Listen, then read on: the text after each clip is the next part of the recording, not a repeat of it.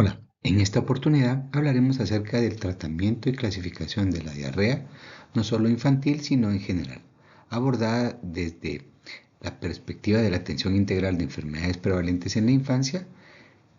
y del manual conocido como la serie PALTEX de la Organización Panamericana de la Salud. Según las últimas revisiones, en América Latina y el Caribe, el 5% de las muertes en niños menores de 5 años son debidas a diarrea y deshidratación. Sin embargo, hace falta mencionar que en 11 países de la región latinoamericana, en los que por supuesto desafortunadamente se incluye Guatemala, la proporción de niños y niñas a esta edad que mueren por diarrea sigue en aumento. ¿Y cómo se define la diarrea en este contexto en el que vemos que es una causa importante de muerte a nivel mundial y específicamente en Latinoamérica?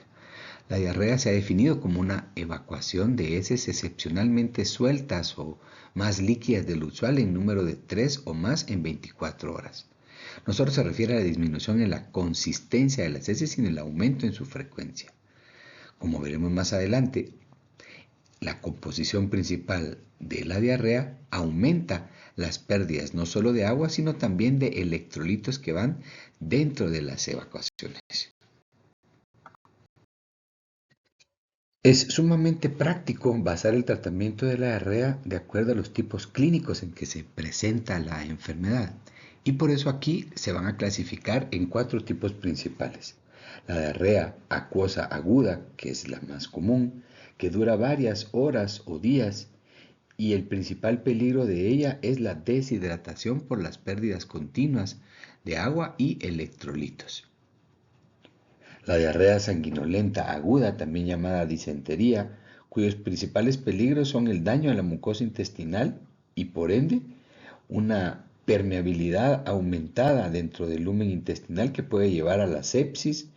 a una infección grave e incluso inducir la desnutrición. La diarrea persistente, la cual se conoce como una diarrea que dura más de 14 días y cuyos principios o principales peligros son la desnutrición por una mala alimentación o mala absorción durante esos días en que dura la diarrea y las infecciones extraintestinales graves que pueden empeorar el cuadro. Y por último, pero no menos importante, la diarrea asociada a la desnutrición grave, sobre todo aquellos niños desnutridos, marasmos o guaxiorcos, donde la pérdida de líquido y electrolitos puede inducir una infección grave, una falla cardíaca, y en estos pacientes es importante recalcar que la rehidratación IV debe de ser lenta y cuidadosa porque puede sobrecargar ese corazón que está enfermo con déficit o déficits múltiples. Independientemente de la edad, las principales causas que van a causar diarrea en niños y en adultos van a ser virales, en principio rotavirus, norovirus y astrovirus, bacterias como Shigella, E. coli, Salmonella por alimentos contaminados o ingeridos en la calle, en condiciones insalubres, parásitos como la giardia, las amebas, la desnutrición per se de base que va a hacer que haya un aplanamiento del borde en cepillo y que eso disminuya la capacidad de absorber los nutrientes en el niño con desnutrición, las deficiencias de vitaminas y minerales, específicamente el zinc, que va a ser ese círculo vicioso de desnutrición y falta de absorción de alimentos, y en algunos adultos algunos medicamentos como la ingestión de antibióticos que van a cambiar la microbiota a inducir también a procesos diarreicos más frecuentes, antiinflamatorios, uso de inhibidores de bomba de protones como vimos en la clase anterior, que va a inducir también ese cambio en el microbioma y que al cambiar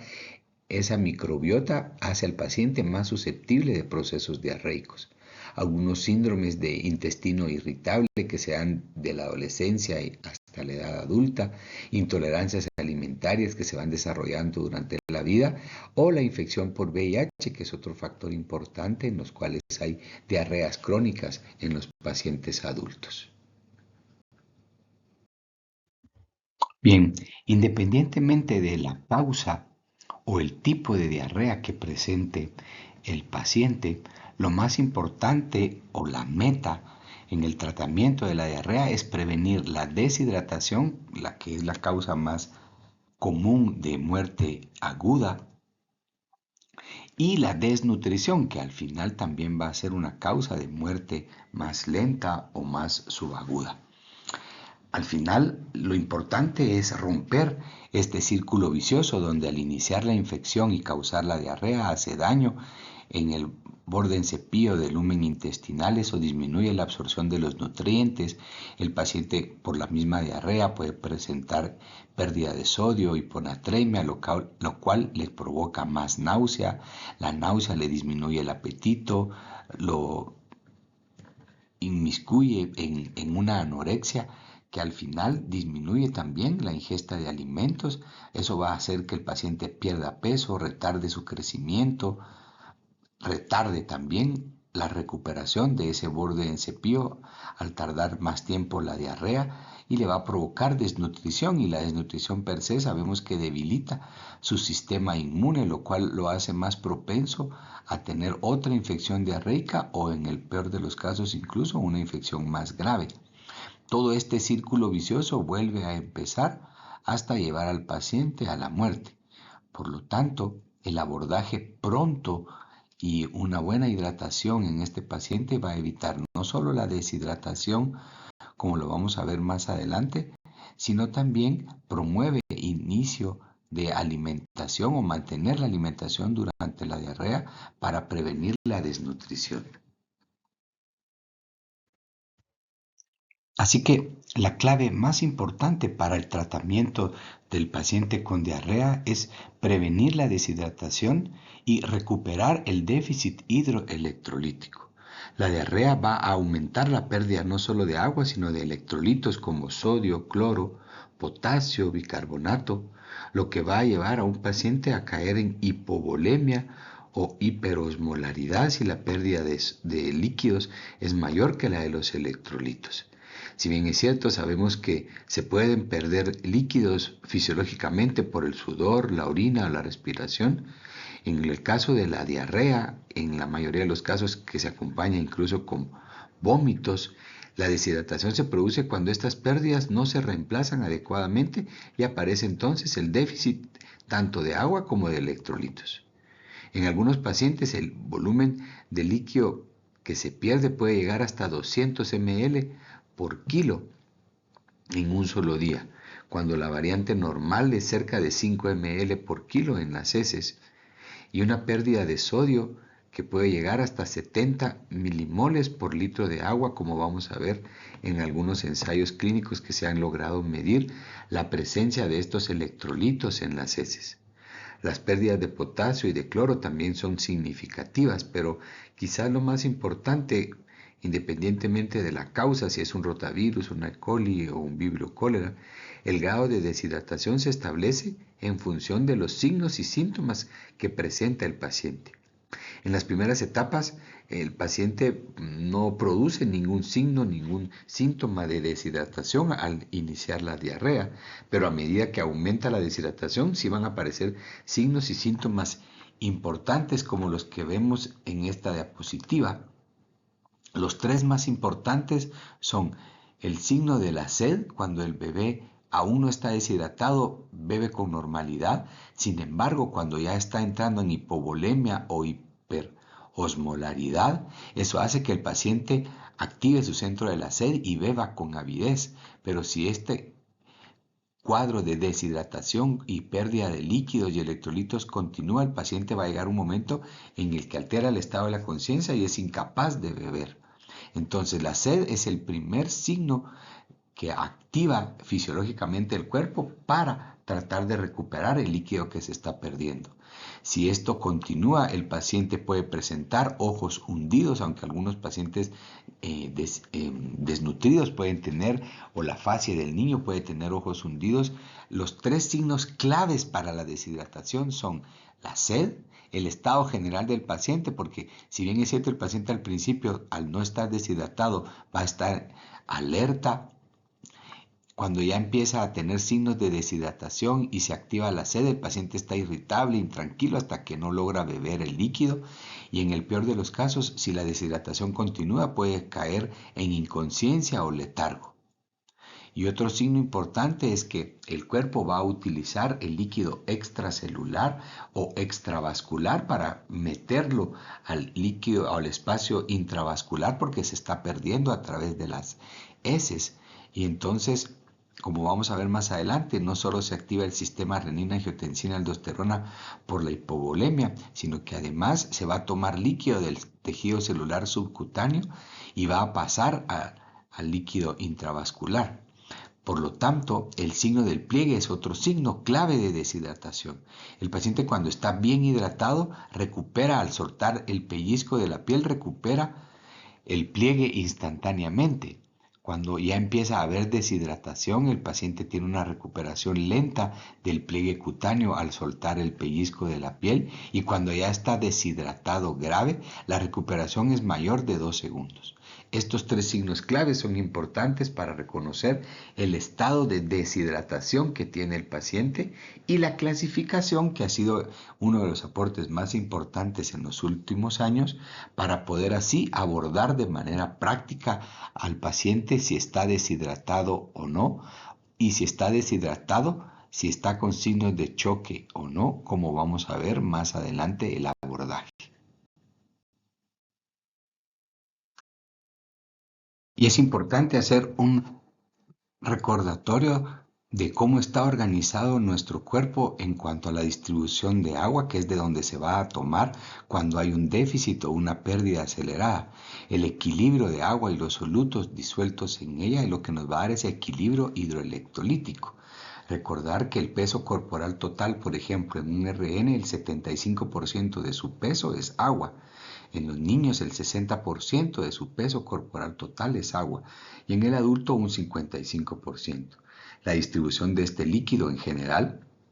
podríamos decir que el 30% de ese 60% está en el líquido intracelular, el 20% en el líquido extracelular y el 10% en los compartimentos transcelulares.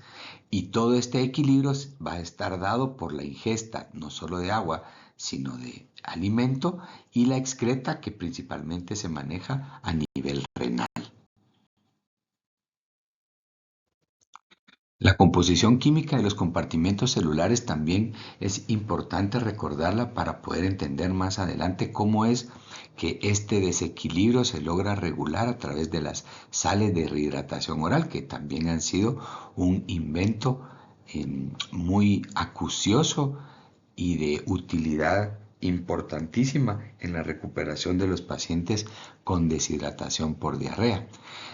Acordémonos que el principal electrolito extracelular como catión es el sodio y el intracelular es el potasio. Y esto tiene importancia para regular las cargas y la electricidad a uno y a otro lado de las membranas celulares, los cuales se van a perder de acuerdo al estado de deshidratación que tenga el paciente. En base a esa distribución de la composición de electrolitos a uno y a otro lado de la membrana, tanto del líquido intracelular como extracelular, también es importante recordar la osmolaridad del plasma, ya que la concentración de los solutos disueltos en el plasma nos van a dar ese gradiente de líquidos y de electrolitos, recordando que lo normal en la osmolaridad debe ser de 285 a 295 dada por 2 veces la cantidad de sodio que vimos en la diapositiva anterior, más la glucosa dividido 18 más el nitrógeno urea dividido 2.8 para poder calcular esa osmolaridad. La fuente principal de agua, repetimos, es la ingesta y la oxidación de los nutrientes y la principal forma en la que se pierde fisiológicamente el agua para mantener ese equilibrio es a través del riñón. Hay otras pequeñas cantidades en la piel y el pulmón. Y el tubo digestivo es muy poco lo que pierde en condiciones normales. Pero en el caso de la diarrea se vuelve un componente importantísimo en la regulación de este equilibrio hidroelectrolítico en la diarrea, puesto puesto que por esta vía se van a perder múltiples componentes. ¿Y qué pasa si durante estas pérdidas por diarrea aumenta la excreta de agua? El cuerpo va a resentir esa hipovolemia, además de activar el mecanismo de la sed en el hipotálamo, que es una defensa importante ante la deshidratación o la hipertonía. Esto, al resentir el aumento de la osmolaridad, hace que se active el sistema renina, angiotensina, aldosterona, que se active la hormona antidiurética, aparte de que la misma hipovolemia estimula los vasoreceptores y en retrospectiva también va a estimular esa sensación de sed, de avidez por el agua para recuperar el líquido que se ha perdido de manera exagerada o pronta a través de la diarrea.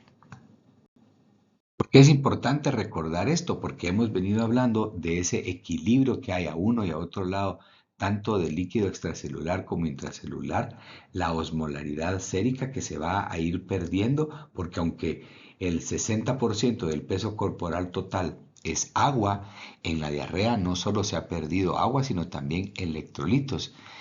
Y si sabemos que las causas principales de los desequilibrios hidroelectrolíticos se van a dar por pérdidas renales principalmente, que es donde se regula la absorción de la mayoría de ellos, pero también se da de manera importante en aquellos estados patológicos donde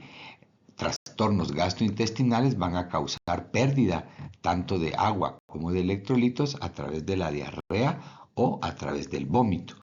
Y esto hace que el paciente tenga complicaciones si no se trata prontamente. Bien, y por último, aparte de recordar cómo se establece o cómo está compuesto el porcentaje de líquido y de electrolitos a uno y otro lado de la célula y a uno y a otro lado del componente intravascular, también es importante recordar cómo fisiológicamente el intestino tiene como acción principal mantener la digestión y la absorción de los alimentos, que no solo nos da la fuente principal de energía, sino también de agua para poder tener ese equilibrio metabólico. Es esencial para comprender que estas alteraciones producidas durante la diarrea van a llevar a que el paciente no solo sufra desnutrición, alteración en su inmunidad, disminución de la misma y lo puede llevar incluso a la muerte. Para poder entender cómo son los principios activos de las sales de rehidratación oral y por qué en el último consenso en la Organización Mundial de la Salud se insiste tanto en no suspender la alimentación durante el periodo de diarrea, ya que se ha visto que tanto la deshidratación como la desnutrición van a contribuir a que esta diarrea se perpetúe o peor aún a que queden secuelas importantes como la falla de medro en los pacientes en los primeros 5 años y esa cicatriz de peso y de talla que se ha perdido ya no se recupera en el resto de la vida. Aparte de que va a influir en su inmunidad y en las infecciones posteriores al no tener suficientes micronutrientes para estimular su sistema inmune. Quizás 3 puntos básicos para recordar la fisiología intestinal que nos va a ayudar a entender cómo es que tanto la alimentación como las sales de rehidratación oral nos ayudan a recuperar ese déficit que se pierde durante la diarrea. Es la absorción, las microvellosidades que quedan en las células epiteliales superficiales del intestino tienen ese borde en cepillo, el cual es el encargado de la absorción de la mayoría de los nutrientes, aparte de producir enzimas digestivas que van a crear o a ayudar a la hidrólisis tanto de los carbohidratos, de los triglicéridos, de las grasas, como de las proteínas para convertirlos en aminoácidos, transportarlos a través de esas vellosidades para que sirvan en energía y pasen al torrente sanguíneo. Aparte de eso, también es importante recordar que en esta fase, en este momento, tanto las microvellosidades como las células epiteliales son las encargadas de absorber agua y electrolitos que, como vamos a ver más adelante, este estado fisiológico se pierde durante la diarrea, se pierden las microvellosidades y entonces no va a haber una porción del intestino que sea capaz de absorber los alimentos, ni el agua, ni los electrolitos. Aparte de ello, sabemos que en la parte más profunda de las criptas en el intestino o las células basales son las encargadas de la secreción para intercambiar nutrientes, electrolitos y agua para continuar con la hidrólisis de los alimentos y que estos a la vez se vayan a absorber. Sabemos los movimientos que tiene de mezcla y la motilidad intestinal que sirve precisamente para ello. Aparte de eso, los enterocitos que tardan de 4 a 5 días en su maduración para llegar de la base hacia la superficie. Esto explica también más adelante por qué esa renovación de células hace que las diarreas en promedio tarden de 3 a 5 días. ¿Y por qué es importante seguir alimentando a los pacientes durante la diarrea? Porque el mismo alimento va a estimular la maduración de los enterocitos, eso va a mejorar la absorción y la producción de enzimas que se alteran durante estos procesos patológicos.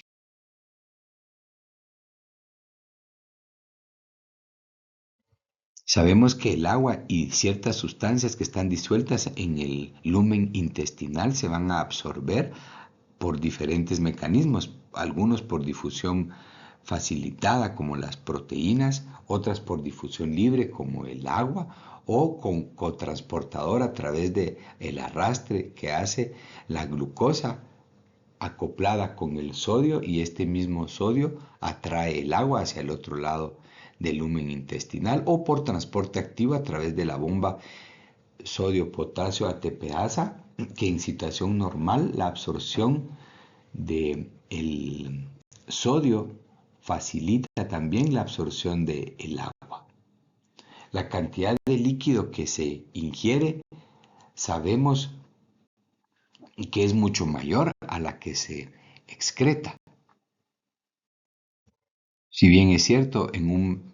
paciente adulto sano, la ingesta mínima de agua debería de ser entre 2 y 2,5 litros en un día normal, en un ambiente agradable, no los calores que están haciendo ahora. De esos 2,5 litros, solo 1,500 llegan al colon y de estos el 90% se reabsorbe. O sea que al final lo que nosotros tenemos como pérdida fecal en un día normal no van a ser más de 200 cc en las heces. Sin embargo, vimos que hay pacientes que pierden más de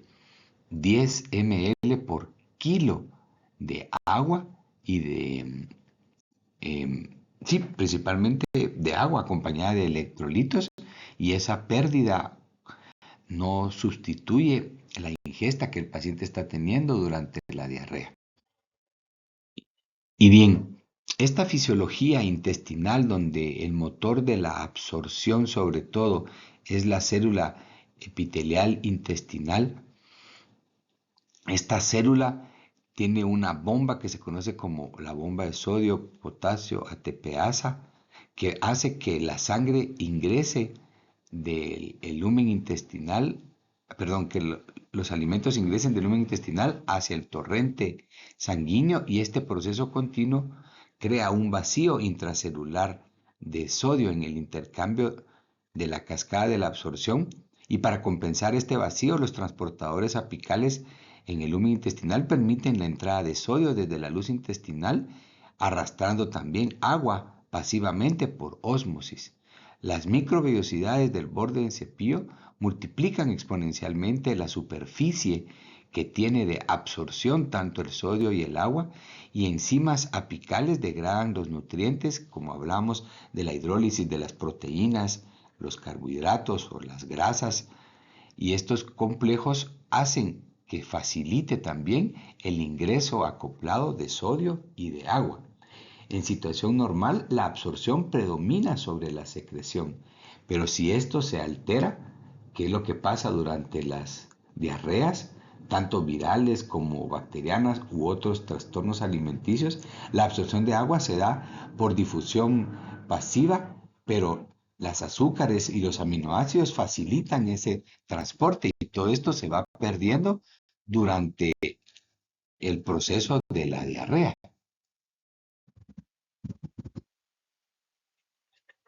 Una secreción anormal se produce si se altera la absorción no solo de sodio en las vellosidades intestinales, sino al barrerse el borde del cepillo, como vemos en esta diapositiva, por acción incluso de algunas toxinas como las que libera el cólera o el rotavirus, va a disminuir la disposición no solo de enzimas, sino de la absorción de muchos de estos nutrientes. La lesión estructural que causan estas infecciones hacen que se pierda el borde del cepillo. Muchos de estos solutos se van a acumular en el lumen intestinal y eso hace que haya en retrospectiva un flujo osmótico inverso, y la alta concentración de solutos en el lumen atrae un gradiente osmótico inverso que, lejos de dejar que se hidrate el intestino y los vasos que pasan alrededor del intestino, hacen que haya fuga de agua hacia afuera del lumen intestinal, y es donde aparece la diarrea. No solo se pierde las células superficiales, que son las que absorben, sino que además se pone más sensible, por llamarlo de alguna manera, las células basales que quedan expuestas, que son las encargadas básicamente de la secreción. Entonces se pierde la función de absorción y se aumenta la función de excreción. Esto va a crear un vacío llamado un vacío legal, que, a pesar de la destrucción de las estructuras que absorben, el sistema del cotransportador de sodio y glucosa queda intacto, que es uno de los atractivos que hizo estas investigaciones de las sales de rehidratación oral, que, como vamos a ver, al estar esta parte del componente de absorción en el intestino activa o quedar, digamos, intacta a pesar de todo lo que se pierde en el borde en cepillo, es de aprovechar este importe de glucosa y sodio que queda intacto para, a través de ello, en las sales de hidratación oral compuestas por sodio y glucosa, generar un transporte acoplado, facilitar la absorción del sodio a través de la glucosa en el lumen intestinal, y eso atraer agua de regreso hacia los vasos sanguíneos desde el lumen intestinal. ¿Y por qué es importante reconocer este periodo de excreción de agua y electrolitos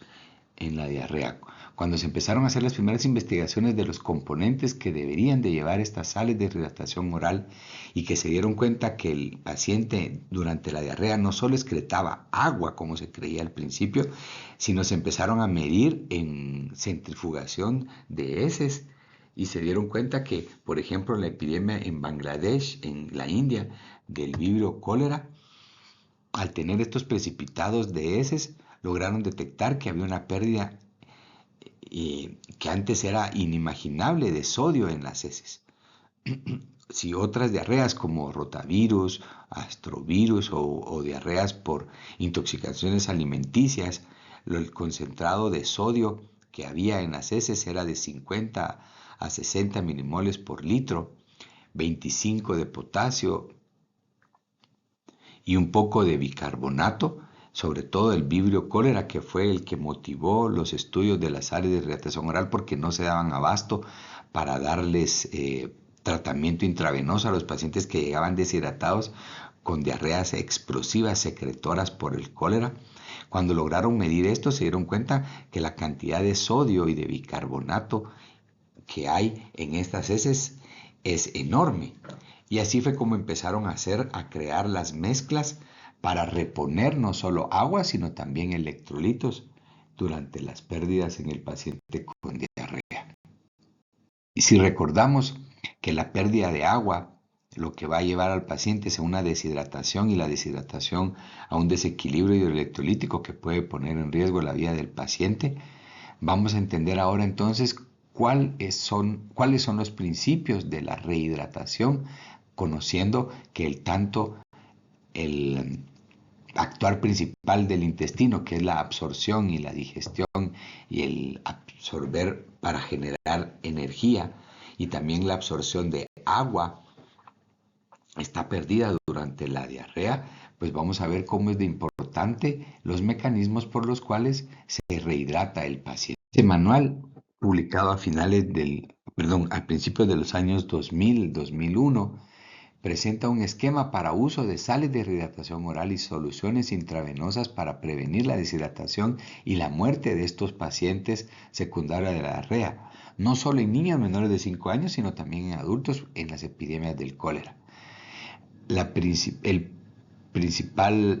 meta de este manual del tratamiento de la diarrea es evaluar el grado de deshidratación del paciente en cuanto tiene contacto con el agente de salud, seleccionar uno de los planes de tratamiento para actuar rápido,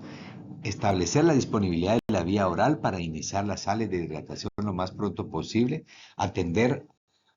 las comorbilidades, sobre todo en los pacientes que presentan disentería y desnutrición, sabiendo que estos dos componentes pueden empeorar el cuadro y el pronóstico del paciente a pesar de que se está hidratando.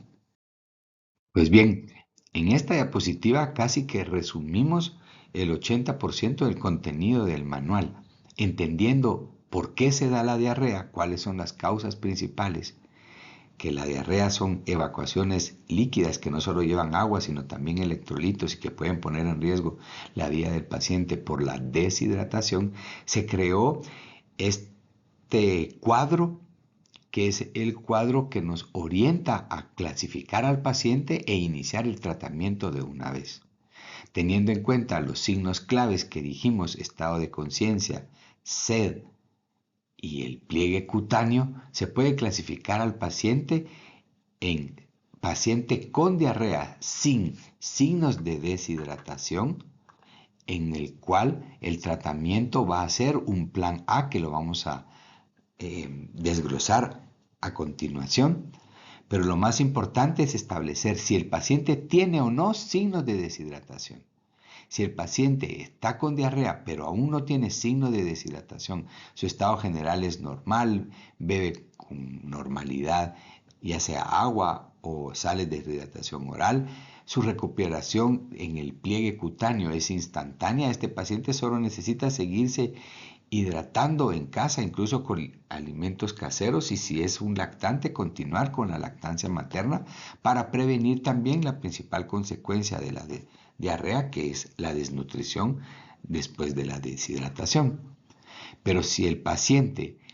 tiene diarrea y tiene algún signo de deshidratación, por ejemplo, está irritable, tiene los ojos hundidos, bebe con avidez cuando le ofrecemos las sales de hidratación oral, que al ser saladas, este paciente, si no está deshidratado, la va a rechazar o no la va a tomar con tanta avidez como el paciente que ya tiene más del 5% de su peso corporal total perdido en agua, y entonces bebe con avidez para recuperar ese porcentaje de líquido que se ha perdido. Además, el pliegue cutáneo ya no regresa tan rápidamente como en el primer paciente. Este paciente que tiene diarrea y algún grado de deshidratación debe de pasar a un plan B, que es iniciar de inmediato sales de rehidratación oral, como vamos a ver más adelante.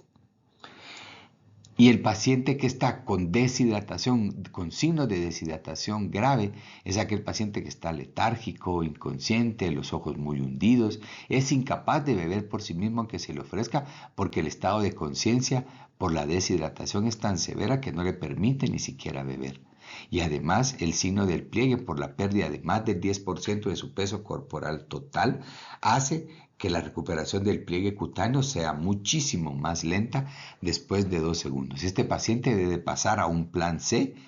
que es tratamiento urgente por vía intravenosa para rehidratarlo.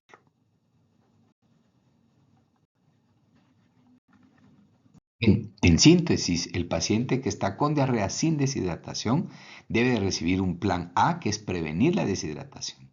El paciente que va a pasar a plan B es aquel paciente con diarrea y signos de deshidratación, que de inmediato debe de iniciarse las sales de hidratación oral para que no pase a signos de choque. Y el paciente con signos de choque, que está con alteración del estado de la conciencia, no puede beber porque está demasiado letárgico, el signo del pliegue está predominantemente aumentado en más de 3 segundos, este paciente debe de ser hidratado con rapidez por vía intravenosa con suero intravenoso para prevenir la muerte por deshidratación. ¿En qué consiste el plan A que se le da al paciente con diarrea sin deshidratación? Primero, dar más líquidos de lo habitual, continuar con la lactancia materna si es un bebé lactante, tratar de que ingiera como mínimo de 50 a 100 mililitros después de cada deposición si es menor de 2 años y de 100 a 200 mililitros de líquido si es el paciente entre 2 y 10 años. Continuar con la alimentación, con la lactancia materna y agregar alguna comida extra en la recuperación, además de los sueros de rehidratación oral para reponer líquidos y electrolitos que se pierden en la diarrea. La tercera regla es la de darle zinc a este paciente. Como vamos a ver más adelante, hay estudios de medicina basada en evidencia que han demostrado que el zinc es un oligoelemento que fortalece las microvellosidades, estimula el crecimiento y la maduración del enterocito, por lo tanto el enterocito va a tardarse menos tiempo en llegar a la superficie y empezar a absorber, que es una de las cualidades que se ha perdido al perderse el borde del cepillo durante la diarrea. Así que el zinc es parte importante, al igual que la sal de hidratación oral en cualquier paciente con diarrea, con o sin deshidratación. Y dar un plan educacional al paciente, una alerta clínica de en qué caso debe de reconsultar. Si el paciente persiste con vómitos, si la diarrea es muy fuerte o muy continua y no le es suficiente el líquido que está tomando. O si después de 3 días el paciente no ha mejorado. Pero quizás aquí lo más importante es saber qué tipo de líquido se le va a dar al paciente, además de la lactancia materna, o si el paciente está fuera de la lactancia materna, con qué líquidos vamos a tener que hidratar a este paciente. La cantidad de líquido que vamos a tomar es importante porque no cualquier líquido se le puede dar al paciente para recuperar los electrolitos que está perdiendo, porque recordemos que no solo está perdiendo agua, así que elegir el tipo de líquido que se le va a dar es importante. ¿Cuáles son los líquidos que recomienda la Organización Panamericana de la Salud? Sales de hidratación oral sigue siendo lo primero, ya que en el efecto osmótico muchas bebidas que tienen alto contenido de azúcar o alto contenido de sal pueden agravar la deshidratación o pueden aumentar la diarrea. Líquidos gaseosos, las gaseosas o líquidos de frutas envasados que son muy hiperosmolares o que contienen mucha azúcar, puede aumentar la diarrea. Agua de arroz, sobre todo alimentos que lleven pollo, arroz y zanahoria, porque estos 3 componentes tienen pectina y la pectina hace un almidón que va a proteger el intestino y va a disminuir la secreción intestinal. Así que recomendarle a la madre que alimente al paciente con pollo, arroz y zanahoria es un dato importante durante la alimentación en la diarrea, además de mantener la lactancia materna. Hablábamos en las diapositivas anteriores, las 3 reglas de oro son hidratar, sobre todo con sales de rehidratación. 2, administrar el zinc, que ya vamos a mencionar otra vez más adelante las características que ha demostrado el zinc que tiene como beneficio durante los periodos de la diarrea y en los 10 a 14 días posteriores a ella para que se recupere todo el enterocito. Y la tercera regla es seguir dando alimentos. Eso es un paso bien importante de este manual que insiste, ya que muchos de estos pacientes caen en desnutrición por la inapetencia, por la pérdida de peso en la diarrea. Eso compromete su sistema inmune y los hace más susceptibles a repetir la diarrea y a hacer un círculo vicioso que los va a llevar a la desnutrición y la muerte. No debe de interrumpirse la alimentación habitual en el lactante durante la diarrea. Eso es un punto bien importante. Para recordar, se me olvidó poner la referencia bibliográfica acá, pero hay más de 10 estudios de medicina basada en evidencia, sobre todo en países de África y de Asia, como en la India, donde se demostró que el dar 10 miligramos de zinc elemental una vez al día es crucial para estimular el crecimiento de las células en el intestino. Además de que se ha visto que es un oligoelemento importante para el funcionamiento del sistema inmune, se ha demostrado que el zinc tiene una función de metaloenzimas y de ayuda en los polirribosomas y en la membrana y su función celular. Esto va a tener como consecuencia la recuperación más pronta de todo el epitelio intestinal. Luego de dejar al paciente que está con diarrea sin signos de deshidratación, que puede hidratarse como vimos con suero oral o con algunas sales o sopas hechas en casa, con alimentos como pollo, arroz y zanahoria. En el plan B es aquel paciente que está deshidratado con algún grado de deshidratación sin signos de choque asociado a la diarrea. Este paciente debe de recibir sales de rehidratación oral, ningún otro líquido. Como principio, primero, sales de rehidratación oral en cantidades de 50 a 100 mililitros por kilo de peso repartido durante 4 horas. O sea, multiplicamos lo que pesa el paciente por 75, eso lo dividimos dentro de 4 para dárselo durante 4 horas. El paciente debe de beber y la madre debe de entender la importancia no solo de rehidratarlo con sales de rehidratación oral, sino además de seguirlo alimentando como hablábamos en las diapositivas anteriores. Pero lo más importante aquí es tratar de reponer las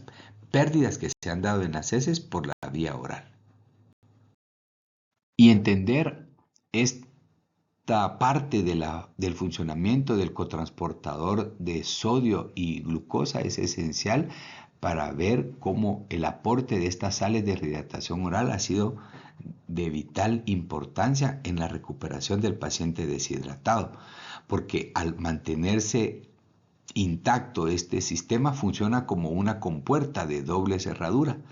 donde la glucosa es la que va a marcar el ritmo de la apertura de esa chapa para que a través del transporte de la glucosa vaya a arrastrar el sodio y el sodio arrastre el agua. La rehidratación masiva para cada ciclo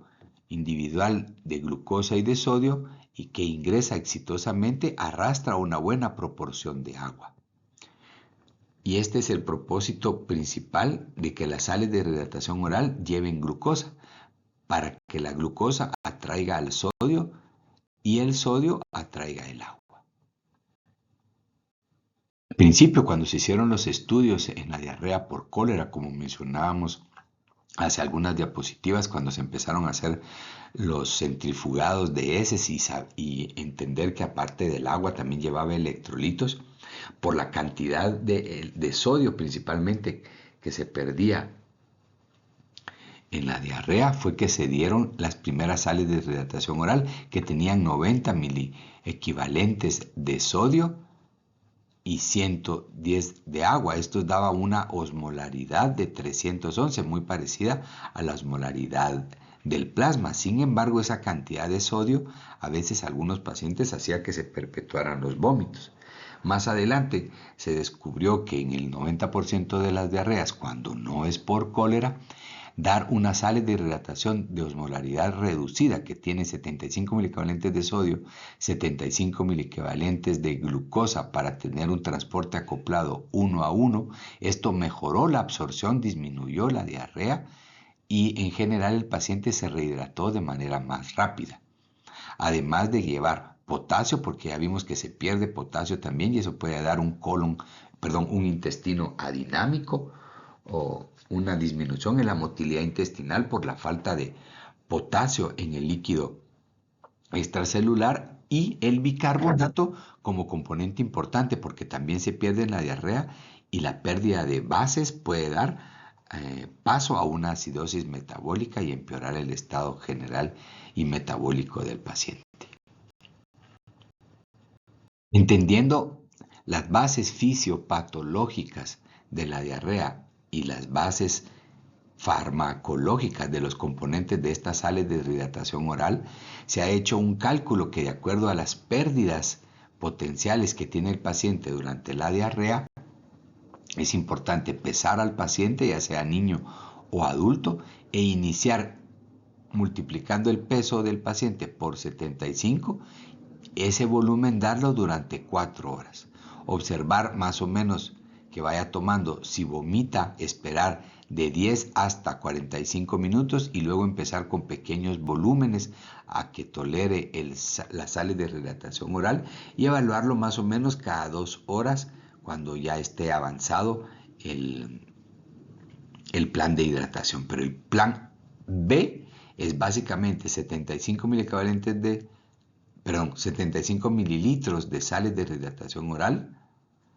multiplicado por el peso del paciente. Si el paciente, por ejemplo, tiene una edad entre 6 y 10 meses y pesa alrededor de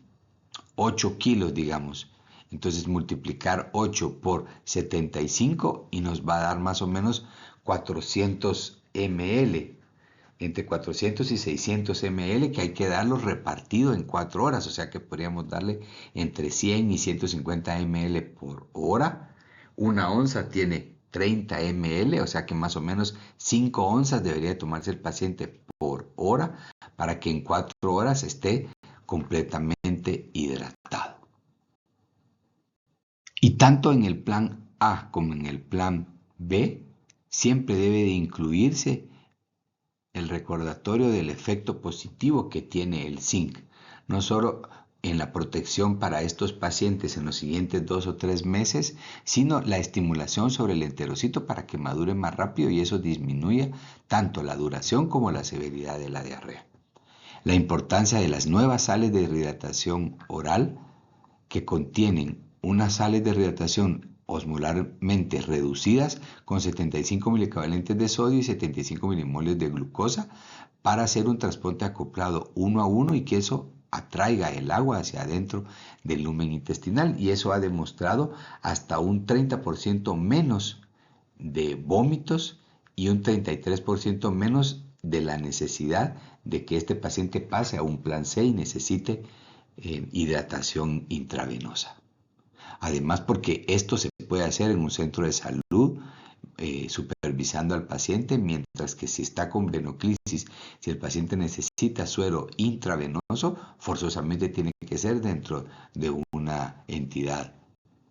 ¿Quiere más agua? Pues hay que darle más, alternar la lactancia materna sin quitarla, continuar con la alimentación, si es mayor de 6 meses, pollo, arroz y zanahoria, pesar al inicio de la hidratación y al final para ver si se recuperó ese peso, ese déficit que tenía de líquido que disminuyó su peso y valorar la presencia de edema palpebral. Cuando hay edema palpebral en el plan B es porque lo estamos sobrehidratando, entonces vale la pena esperar un par de horas y observar la orina, porque muchos de estos pacientes llegan oligúricos y empiezan a mejorar su excreta urinaria a través de la rehidratación. El grado más importante y más pronto a tratar es aquel paciente que llega con diarrea y deshidratación grave, con signos de choque. De los 3 signos claves, el pliegue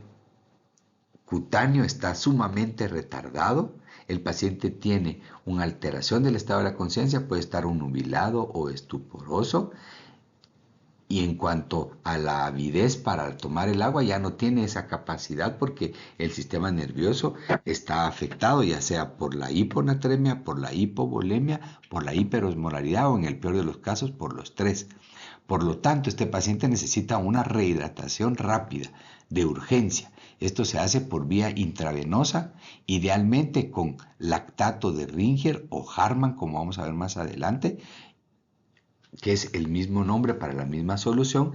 y en casos excepcionales, cuando no hay Harman a mano, solución salina. Y vamos a ver más adelante la comparación de estos tipos de soluciones, cuál es la ventaja de una sobre la otra. El esquema del plan C es, si el paciente es menor de 12 meses, hay que hidratarlo de manera rápida en 6 horas, se le pasa 30 ml por kilo en la primera hora, y luego 70 ml por kilo en las siguientes 5 horas. Si el paciente es menor de 12 meses, digamos que pese unos 10 kilos, entonces se le dan 300 ml en 1 hora y 700 ml dividido en 5 horas, para que en 6 horas el paciente tenga repuesto lo que ha perdido en promedio 100 ml por kilo de peso. 30 más 70. 100 ml por kilo de peso repuestos durante 6 horas. Pero si ya el paciente es mayor de 12 meses, que se presenta con oliguria, con o sin hipotensión, el paciente debe ser hidratado igualmente con sales intravenosas de lactato de Ringer o Harman lo más pronto posible y de manera más acelerada que el paciente menor de 12 meses. Todo el paciente adulto o niños arriba de 1 año de edad se les va a dar 30 ml por kilo en media hora y los siguientes 70 ml, porque siempre son 100 ml por kilo, repartido en 3 horas, los siguientes 7 ml se van a dar en 2 horas y media. 30 ml por kilo en media hora y 70 ml por kilo en las siguientes 2 horas y media, para dar un total de 100 ml en 3 horas. Y con eso se ha visto que ha disminuido ostensiblemente la muerte por deshidratación. Hay que reevaluar al paciente cada 15 minutos y en cuanto ya tenga habilitada la vía oral, empezar a darle sueros de rehidratación oral.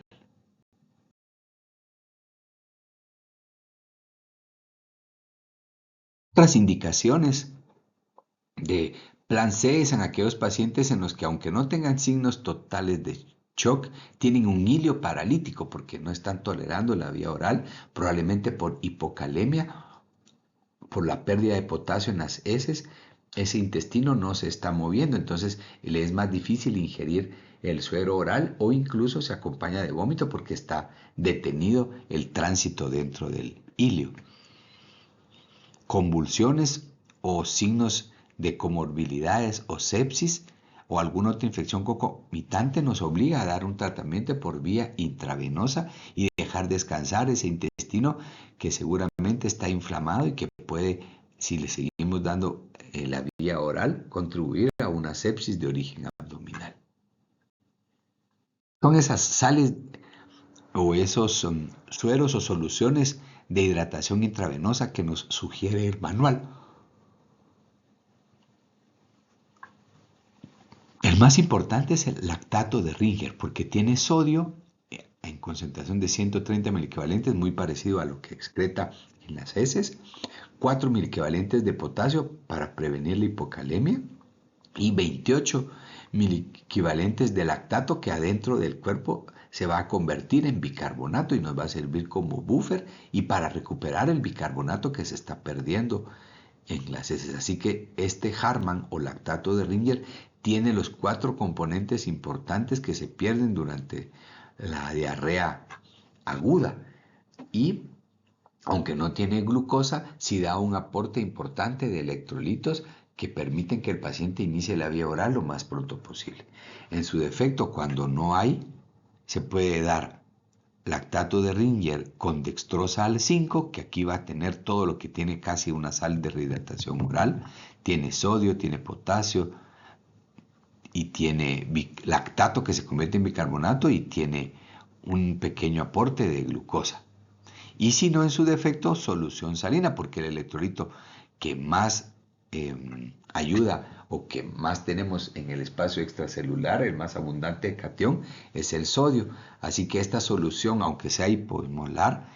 tiene la solución salina 154 milivalentes de sodio y 154 milivalentes de cloro, lo que le va a permitir al paciente recuperar el balance hídrico,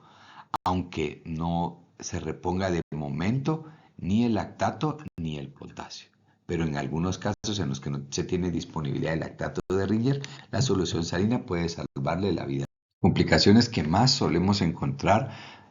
por una rehidratación muy rápida es edema pulmonar. En el caso de los pacientes que ya llegan muy deshidratados, puede tener una falla renal, una insuficiencia renal, hipernatremia en el caso de aquellos pacientes que no han sido hidratados con sales bien preparadas o a veces muy concentradas, hipoglicemia por la inanición y acidosis metabólica por la pérdida de bicarbonato en las heces. Estas pueden complicar la rehidratación y la recuperación del paciente, por los que hay que tomarlo en cuenta después del segundo bolus de Harman o de salino, si el paciente no se recupera por completo o permanece con la alteración del estado de la conciencia o luce luce agudamente enfermo y se ve mal a pesar de estar ya en la segunda parte del bolus de rehidratación. Entonces, en plan C, en cuanto se pueda habilitar la vía oral, deben de pasar a un plan B o un plan A ya cuando vayan a casa para evitar la desnutrición que acompaña a la deshidratación. Y ya por último, solo mencionar este estudio multicéntrico que fue el que dio el origen al cambio de las sales de rehidratación durante la epidemia del cólera que hubo en la India. La Organización Mundial de la Salud revisó cada uno de los estudios que se estaban llevando a cabo en cuanto a eficacia y seguridad de las sales de rehidratación oral con osmolaridad reducida, lo cual dio pie a utilizar las sales originales solo cuando hay diarrea por cólera, pero mejor aún, disminuyó el uso de suero intravenoso, lo cual es más costoso y más riesgoso de sobreinfección en el paciente, y que además aceleró el egreso del paciente porque siempre pudo utilizar la vía oral. Así que en julio del 2001, la Organización Mundial de la Salud autorizó la nueva formulación de sales de rehidratación oral de osmolaridad reducida por las múltiples ventajas que evidenciaron, y más adelante se agregó el zinc como un oligoelemento importante para la recuperación del borde en cepillo y del epitelio y recuperar la capacidad de absorción del intestino en estos cuadros de diarrea aguda.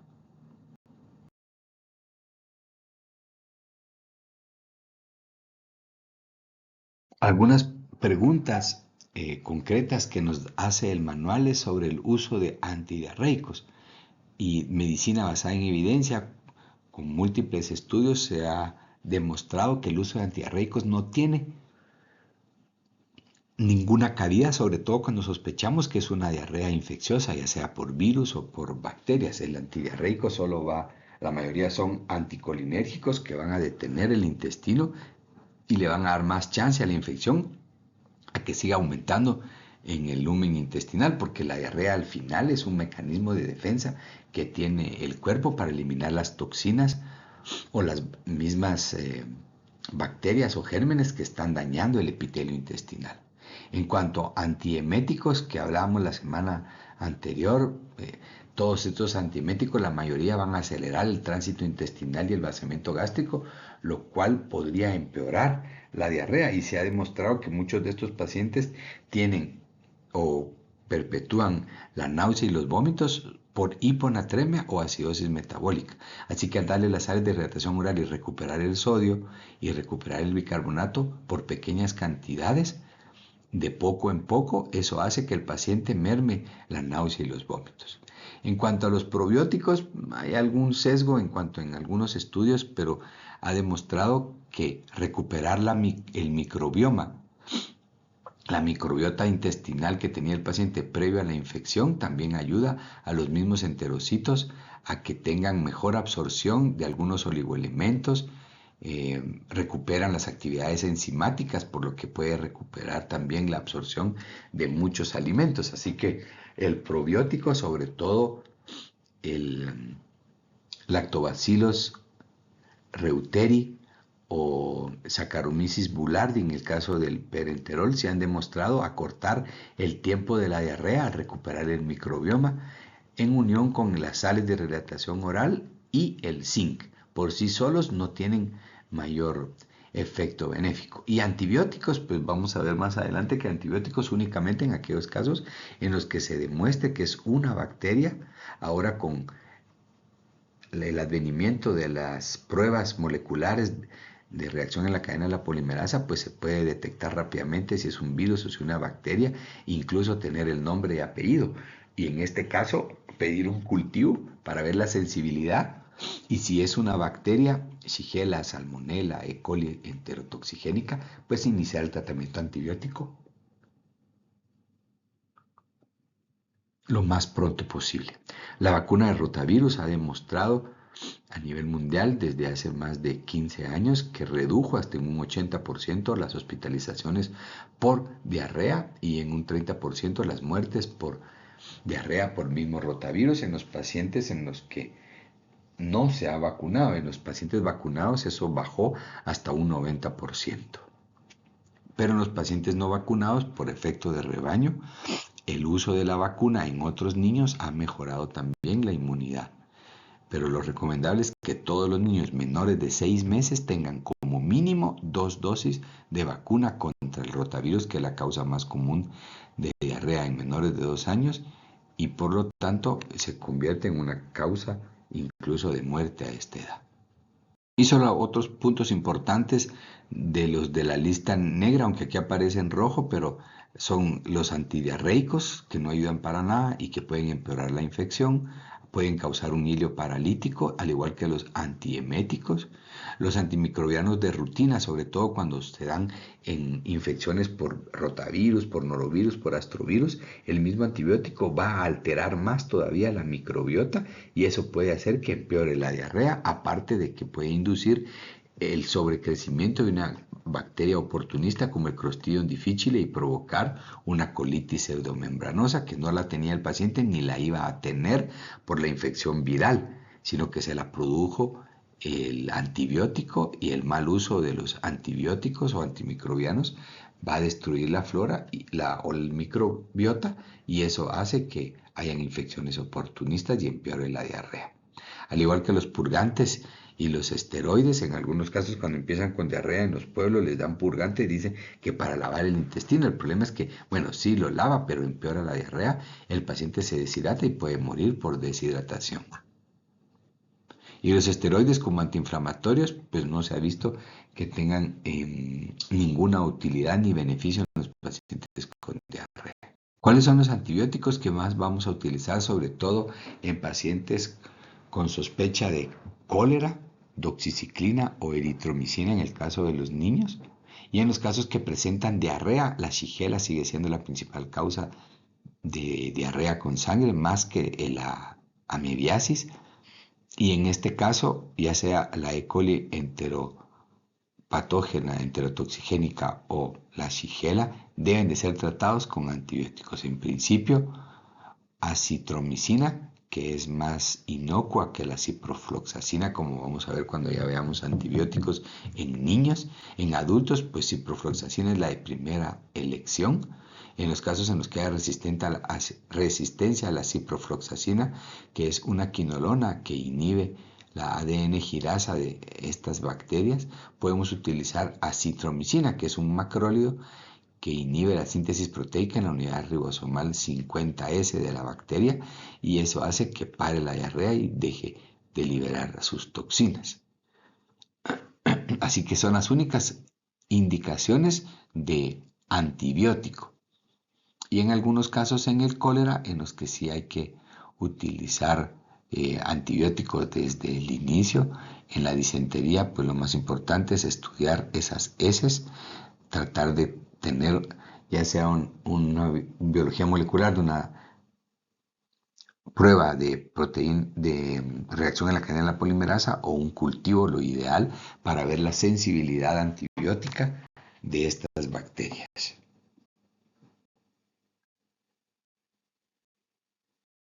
Agradecemos la oportunidad de retomar este tema y ampliar el conocimiento que tiene el manual,